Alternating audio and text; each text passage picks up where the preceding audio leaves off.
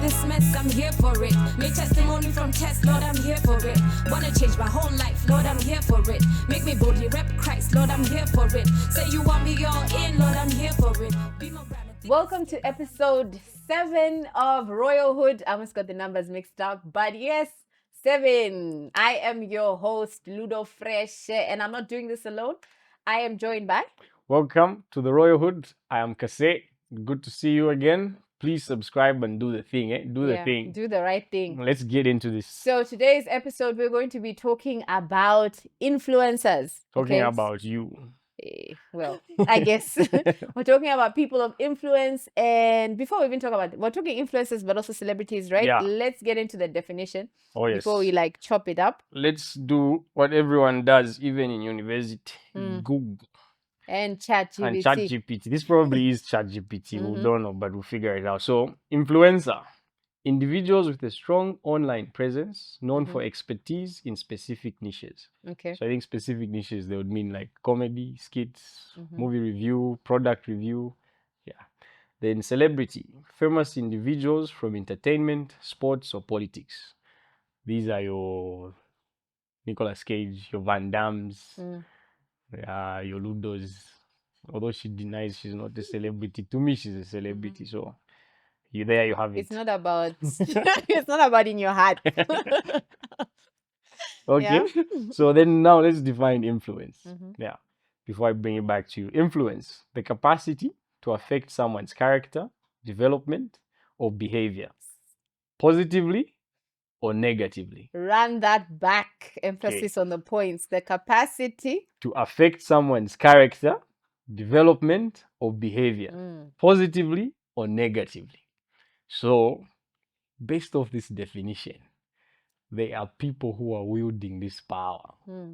People who you never even shared the same grandmother with. It's people you just met when you bought bundles. They have this ability. Are you aware? To change your character, your development. So, Ludo, take me through it. What do you think? Okay. Break it down for me. So, I think I'm going to start first with... when we talk about like influencers, they don't really understand their power, right? We have like, if we flash back to the international world, we had like a great influencers, right? Like people like MJ, Michael Jackson. Yeah. He changed people's clothing. That man changed the way people walk. He changed the way people walk.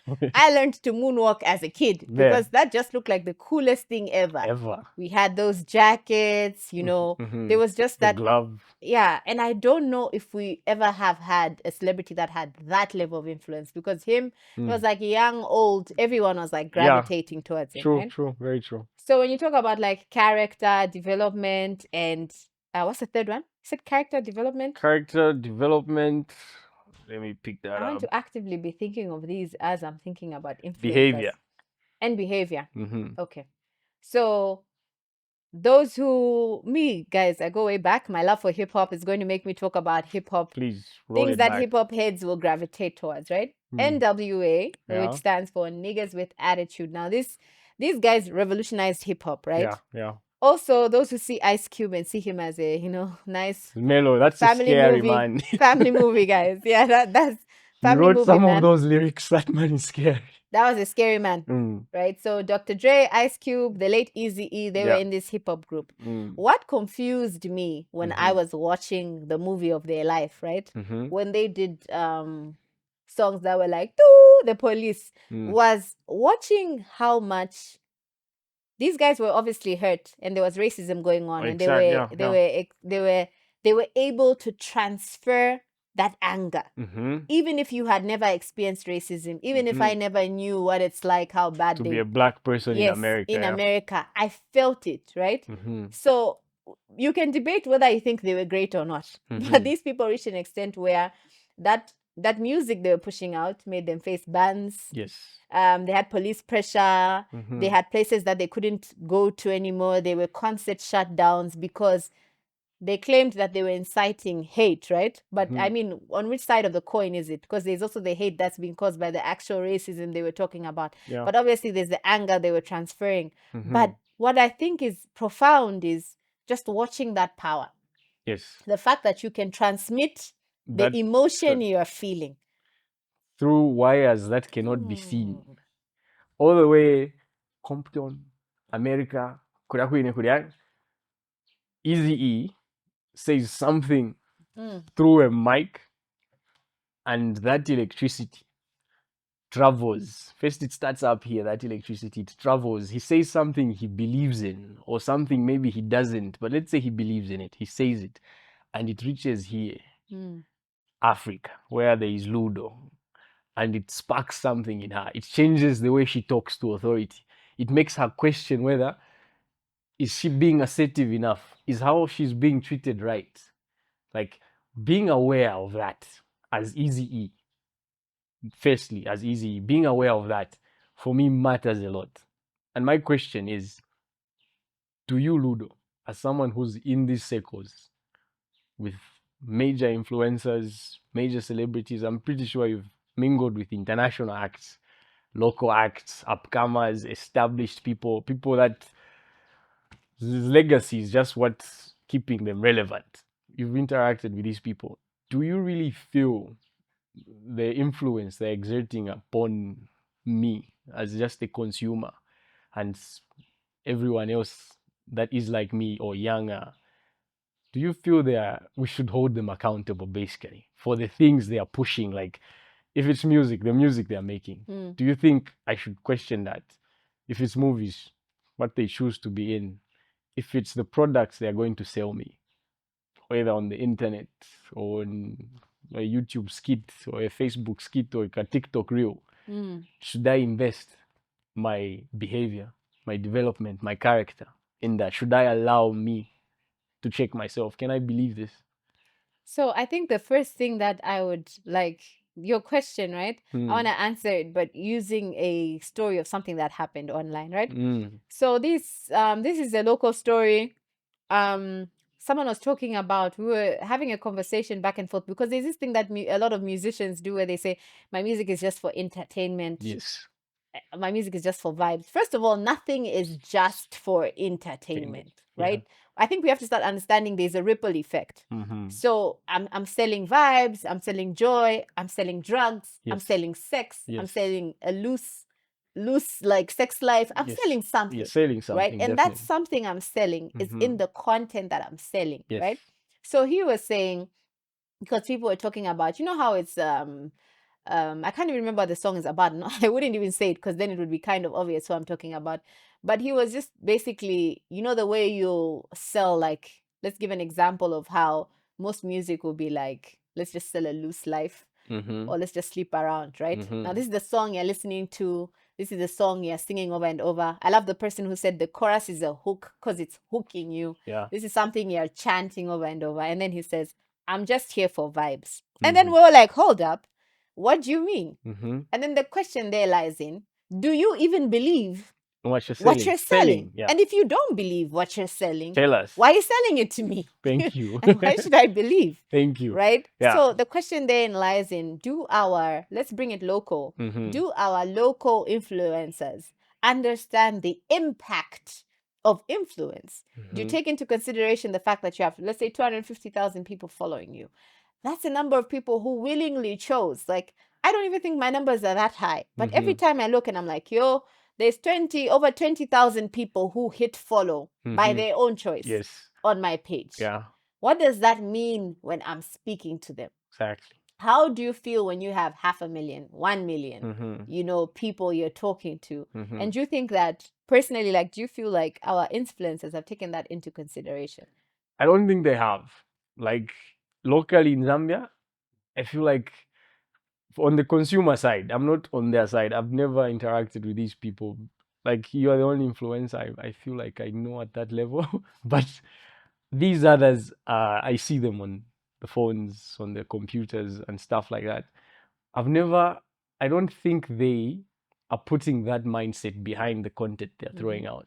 Because it's how do I put it? If as an influencer you put out something funny or a catchy hook, like you said, or a catchy song, and then you attach that song to a vice or something that could potentially become a vice, in my mind, I'm not going to separate the two. It's like baggy jeans and wearing your pants in your just below your buttocks. That's hip hop. Like, we saw our hip hop people do that, and we're just like, that's how I dress now. We saw Nelly move with a pair of shorts that he could have actually made two out of that, and people were wearing that. So that's the less harmful effect. That's the thing that you can get away with. But now if you bring it down to, say, I start pushing alcohol as an influencer, and you know my views about alcohol, but I start pushing it as if my father owns that thing. Okay? Because there's a monetary interest for me. So I'm definitely going to go in until my client, who is the maker of this thing I'm selling, is happy with how I'm delivering. I start pushing loans like that, because that's coming to bite Zambia. I start pushing betting. This is a controversial topic in our space. But these things, if our influencers were thinking like what you just said, just attaching that consciousness to, like, I'm actually touching 20,000 people at this very moment.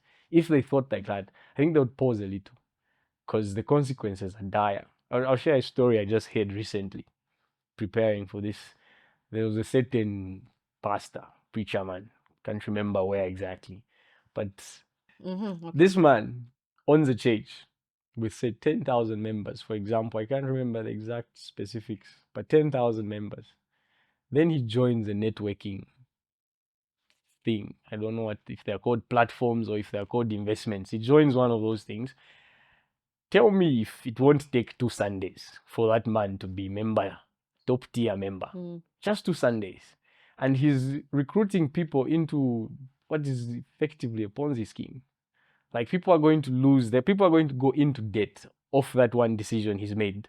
People are going to lose assets off that one decision because they're investing in a product where they feel this successful man, this man I listen to, this man who communes with God, told me to do this. He's probably even seen visions. You see of how you're all going to become millionaires, and then people start losing assets, livelihoods are destroyed.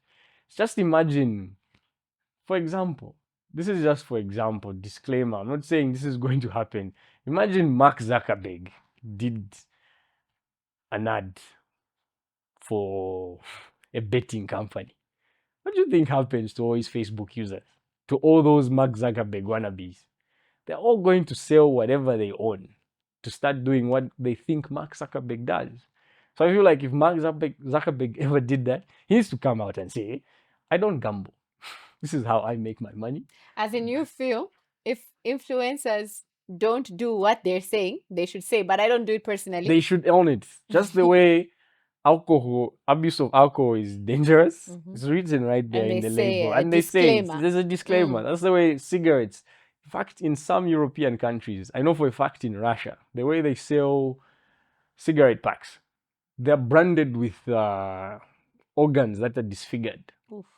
So like they'll literally stick a diseased liver from cigarette right there. So as you are buying it, that's what you're seeing. They should do that. They should own that, because it's very unfair and unfortunate. And I'm living in Zambia, where just looking at the population size, it's middle class, and most of these people are in my age group, and they're making money from multiple sources of income, and they are looking up to the people that are in their class, either age-wise or income-wise, and they're seeing what these people are doing. And say tomorrow I start pushing, say, betting, I become an influencer in that space. Anyone who knew me from yesterday is going, that's why he's making money. He's betting, because they won't see any of the work I do behind what I'm peddling. They don't see me get up in the morning and write down skits. They won't see you get up in the morning at 02, jot down poems. Nah, they won't see that. All they'll see is Ludo said, this is fine. This is how she makes bank. I'm going to do it so that I make bank. So if you're going to sell me the skit, and at the end of it, you're going to tell me this Disclaimer, I don't do it myself. Tell me. Or if you can't do that, trust me, I don't want to get money from people's mouths. I don't want to get food from people's mouths. I got that from Dave Chappelle. But I'm not saying they shouldn't push this product. Push it, please. If it makes monetary sense, sell your thing. But as you sell it, be very much aware that there is a 12-year-old out there who just laughed at what you did before the 3-second clip of saying, Shanshan Yoko code. Like, be wary of that. And this kid is going to get 5 kwacha for tax shop money. You know, I hear exactly what you're saying, but I feel like the relevance that people chase, right? First of all, I think we have to question it because it's a high. Outside of the money that they're chasing a high of relevance, right? And discussing what this looks like from the perspective of the influencer themselves and the influencee is something I want us to look at. Like the influencer, we've seen, I've already complained about it so many times. It's typical of a female influencer to have to show us skin, right?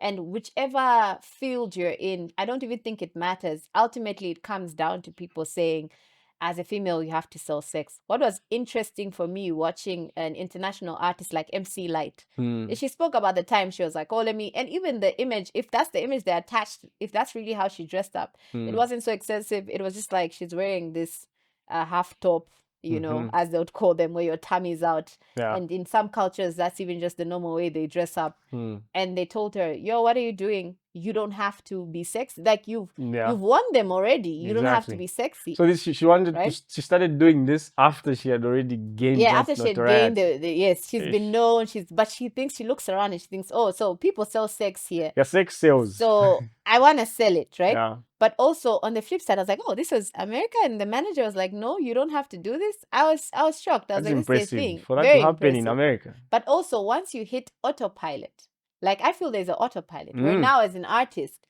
I believe if Yo Maps drops a song just saying Yo Maps and it's just a beat, it's a banger. It's going to sell at some point. Yeah, it's selling. So with that, that boy is just good though.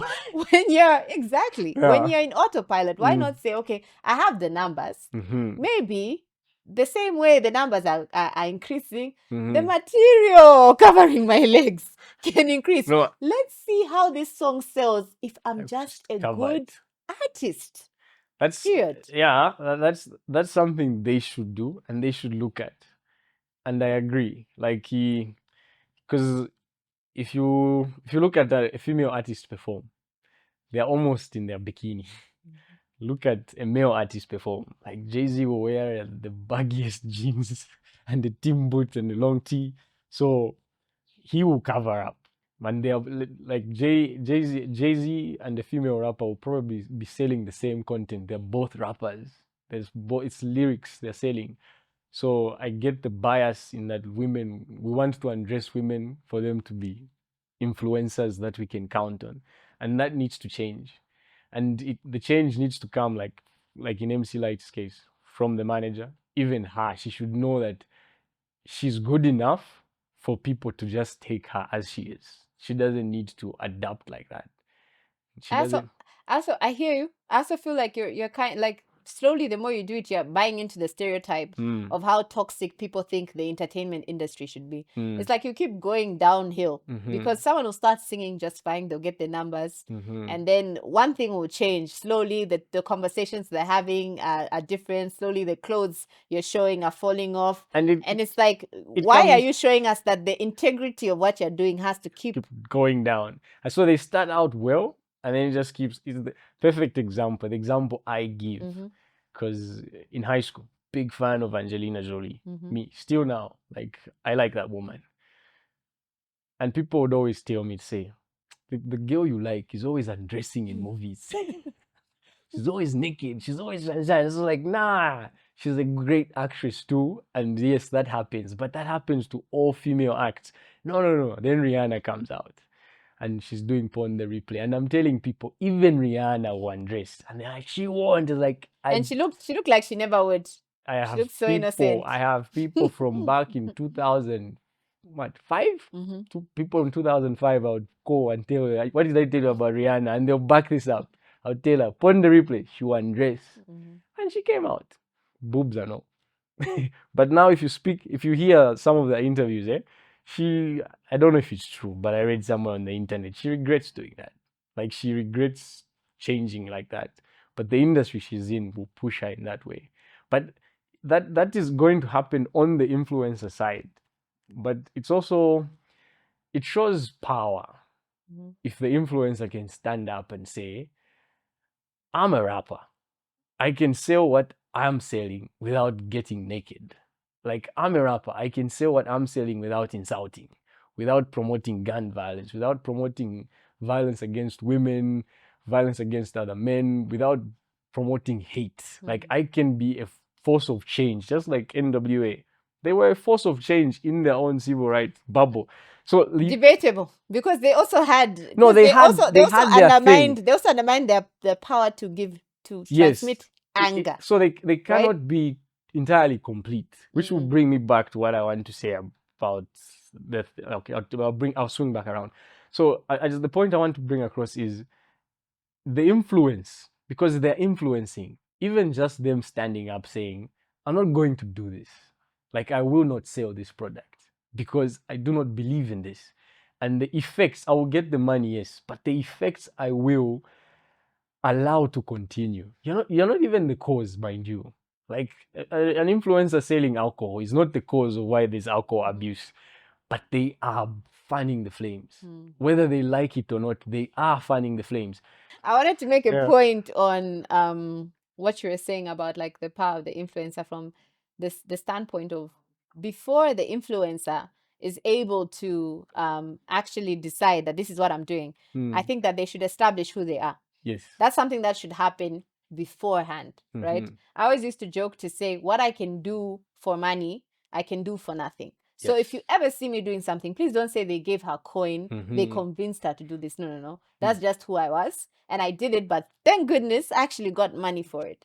It's unfortunate for like young people who don't have the ability to like establish who they are before this happens. However, if you're grown, so for example, the moment I said, for me, I also think being an influencer is firstly establishing who you are, so that by the time the money comes, right, you know where you're making money. I also used to joke to say, when my numbers were low, I was making more money. Like when my numbers were like at 6,000, I was making bank because I had positioned myself in the right places. I was performing at the right places, right? Yeah. And so even when people were seeing me doing the whole rap battles all around, I wasn't necessarily making as much coin. But for them, for the vibe, I was there. And so chasing the high was what I had to stop doing, because I was like, okay, cool, I've done this. I love these people, they're creatives. But what am I rooted in? What do I want to be talking about? Right? And then when someone comes to me, where's the bank? So I remember one of the first things I said off the bat is, I don't want to promote any betting. I don't know, sooner than following day,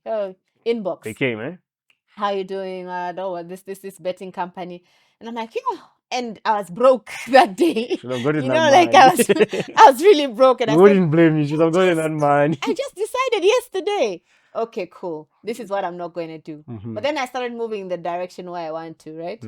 And with that sort of mindset, I think you can't convince me now. You can't convince me to push an alcohol brand. Yeah, no. Whether you come and tell me it's $20 million, push alcohol, you cannot convince me. That's came from your, like, as a creative, eh? You had to go through all that vibe thing. You had to go through all that experience. You had to come to a position where, as an individual, you're like, I don't agree with this, and I'm going to move this. So that's the whole journey everybody takes, influencer or not. You should never ever separate, which brings us back to this is just for vibes. You should never separate what you're doing from your own personal values. As creatives, I will give you the leeway of saying, you guys need to have experience. And not necessarily personal experience, even third, fourth hand experience. You just have to have that experience for you to be able to create something organic that just flows from within you. Like, I've heard some of your works on poetry, on abuse, on fear and that stuff, eh? That comes from a place where you almost felt like that, or you interacted with someone who felt like that. So if an influencer is going to push a brand, and if that brand happens to be an alcoholic thing, or a loan thing, or a betting thing, or whatever it is, they need to understand, like just the way you would understand fear for you to put it in a song, the way you'd understand fear to put it in a movie. You need to understand, like, this brand, what is it doing for people that I can't control? Like with what they do, like I have no influence beyond what they see and hear me do. What can I do differently? That for me is important. As a person being influenced, I need to understand that, because I've had, like, my standard for beauty was Angelina. Like Angelina Jolie. For me, I was just like, a beautiful woman needs to look like this. So did you like her acting or you liked her face? Her liking first was bomb. Acting, bomb. But then even that woman is beautiful. Like, no shade, anything. Even now, people say she's skinny and something. I'm like, I see what I see. You can't stop what I see. So she's pretty. I just like her like that. And saying that, I had to learn to say, this is just one form of beauty. There are other versions of it, and they will keep changing. Like there's a beauty I have not seen yet. But without that experience of me being exposed to Angelina like that, even the way she transformed as an actor and her movies, the way she does them now, like you can see the maturity in her, like the way she presents herself now. You can see there's a growth even in her influence. I could say even I'm attached to some of her causes now. Like I see those things. So from your end, like in Zambia, these people, let them make their money. Let them sell their thing. And I know you disagree and it's fine, but what I'm saying is, as they make their money, let them just be awake at the fire that's just starting slow. It's not yet wildfire, but it's getting there. And by the time it gets there, they won't have anything to influence. Zambia won't be safe for them. There's a reason why celebrities like Lucky Dube get killed in South Africa in a traffic stop. I think that's how he passed. Like that should scare any person who aspires to be at that level. There's a reason why people are getting shot just walking out the club. Someone walks up at you, pow! That was in your song. Like you were saying this. So why are you surprised that you are going out like that? That should scare you. Like you should, if you're going to make a whole work of art and say, I have hate, it just can't end there. Like, what are you doing about this hate? Are you processing it? Because trust me, there's a kid somewhere there. It's probably maybe me. You're saying something, and like I'll say, Kendrick has got this song, Father Time, He says a lot of things in that song, but I'm pretty sure for me there were lines that he dropped, and I was just like, that. I'm like, that is something I have felt.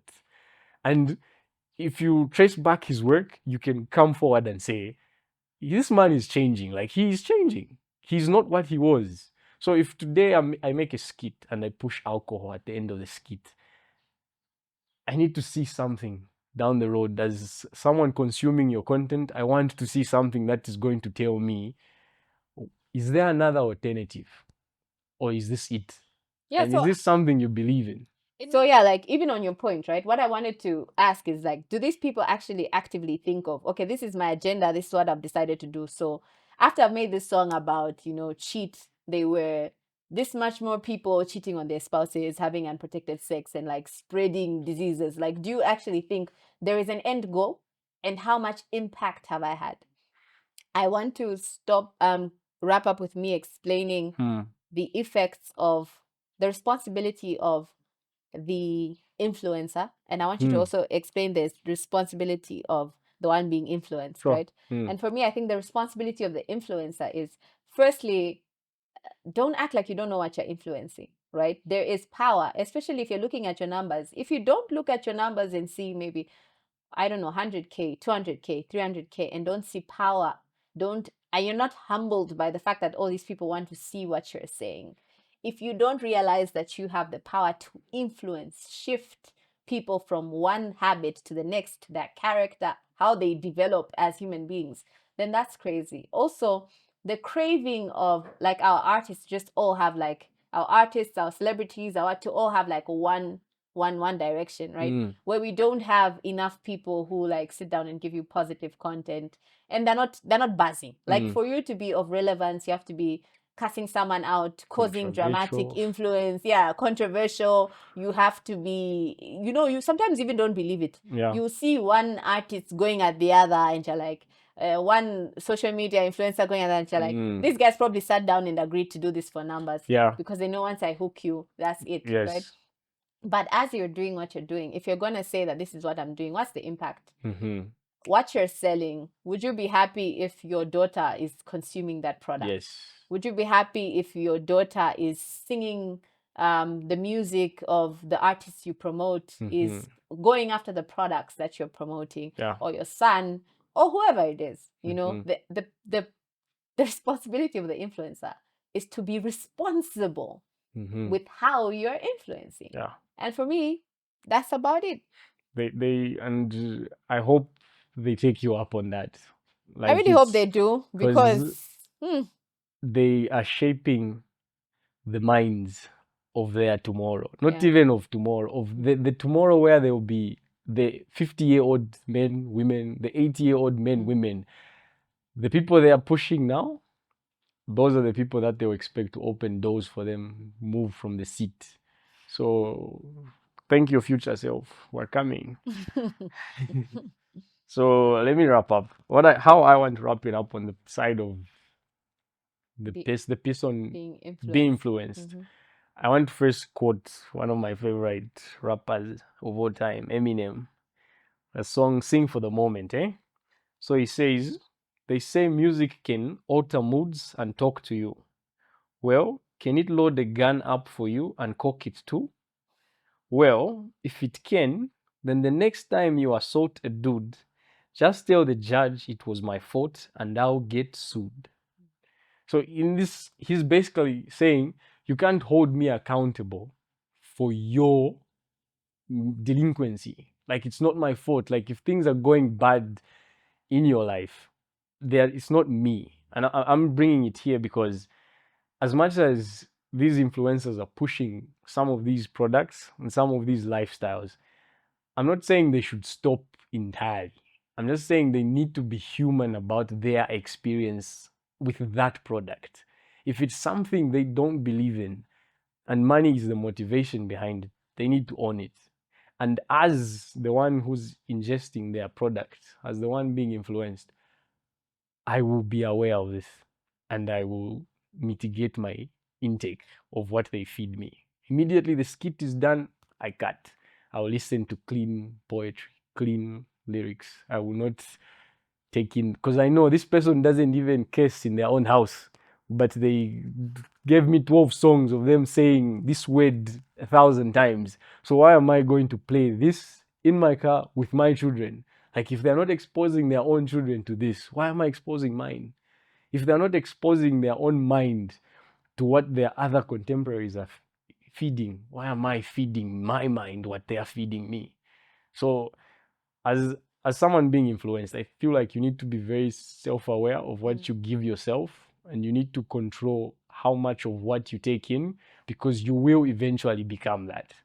You will eventually start looking for those features in your girlfriend that your celebrity crush has, and your girlfriend can never get those things. Like, the only thing you change there is if you get plastic surgery, and even that, nah. So as someone being influenced, if you just be aware. Kendrick also said something that goes like, plugged a lot of rappers. He says something like, integrity, celebrity does not mean integrity. So just because someone is famous, someone has numbers, someone is successful, someone is an influencer, no, it does not mean this person is upright. It does not mean they're good people. Just look at Puff Daddy. Like, outside, that was the dance. But now, who wants to be that guy? Who wants to associate with Who wants to be associated with it? So not everything that glitters is gold. Cheesy, that's the word, cheesy. It's like what that is overused, but there's some truth in there. Oh, I mean cheesy. Cheesy, You're saying it from your chest. Oh, you're saying like you're not sure. Yeah, I wasn't sure. I couldn't hear. No, it is. It's cheesy. Yeah. Not everything that glitters is gold. Cheesy, yeah, but some of it is not gold. It's just polished caca. So stay away, man. So yeah, that was another episode. We hope, I mean, there are a lot of influencers. I feel like there are a lot of influencers even in my direct sphere. I complain a lot on my WhatsApp status, on Facebook. Please, please. Stupid. One thing that our parents used to do when we were young, touch your ears. We hope you've received it, and we hope you know that on the other side there are hundreds and thousands, hundreds of people receiving what you're saying. So please pay attention to it. Otherwise, we'll catch you on the next episode. See you on the next one Of Royalhood.